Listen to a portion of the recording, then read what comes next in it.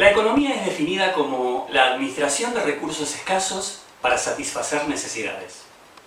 Por otro lado, si queremos definir administración, podemos apelar a lo que Henry Fayol, uno de los padres de la administración como ciencia, estableció a principios del siglo XX, donde decía que administrar es gobernar.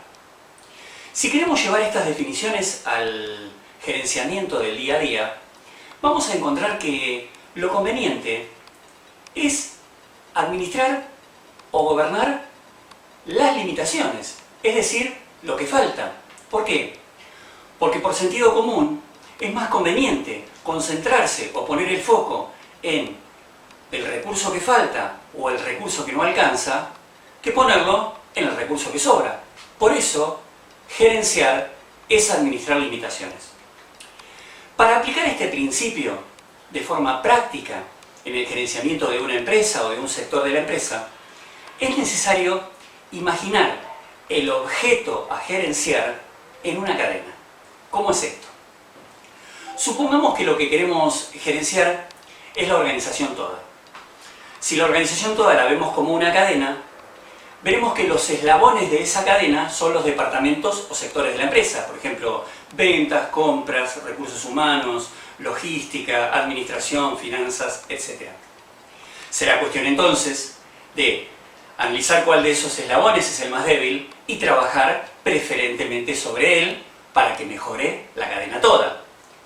Este es el principio en el que se basa el gerenciamiento por restricciones.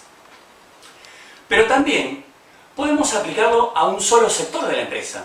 Tomemos como ejemplo el sector ventas de esa misma empresa. El sector ventas, para ser gerenciado, también puede mirarse como una cadena compuesta de eslabones, donde los eslabones son los recursos de ese sector. Recursos materiales, humanos, financieros, tecnológicos y gerenciales. Cada uno de esos recursos será un eslabón. Entonces, será cuestión de mirar cuál de esos eslabones es el más débil para trabajar preferentemente sobre él. Si queremos hilar más fino y lo que queremos gobernar es solamente un recurso, tomemos por ejemplo el recurso humano del sector ventas de la empresa. Lo miramos como una cadena y observaremos también que está compuesta de eslabones. ¿Cuáles son esos eslabones?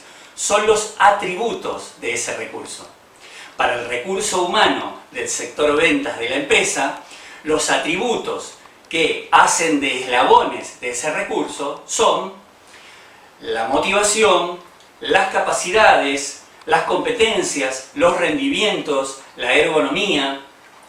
Será entonces cuestión de gerenciarlos adecuadamente, haciendo foco en el atributo más débil o eslabón más débil.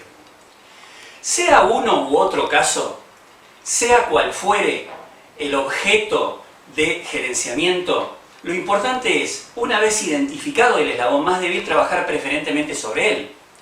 Lo que nos lleva a un camino de mejora continua. ¿Por qué?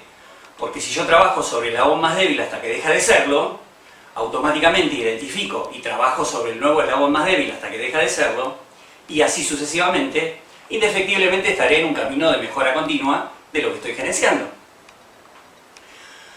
Otra aplicación importante para este principio es cuando se debe dirigir el trabajo de personas. ¿Por qué? Todas las personas tenemos limitaciones. Será importante entonces para quien dirige conocer las limitaciones de sus dirigidos, ya que hay que asignarle tareas, responsabilidades o un lugar en el organigrama que esa persona pueda cumplir adecuadamente. Como dice el refrán, no es conveniente pedirle peras al olmo. También es importante, o quizás más importante aún, antes de dirigir a otros, poder dirigirse a uno mismo. Esto es, conocer y administrar las limitaciones propias de quien dirige. En definitiva, todo se trata de aplicar el principio que indica que gerenciar es administrar limitaciones y seguir pensando.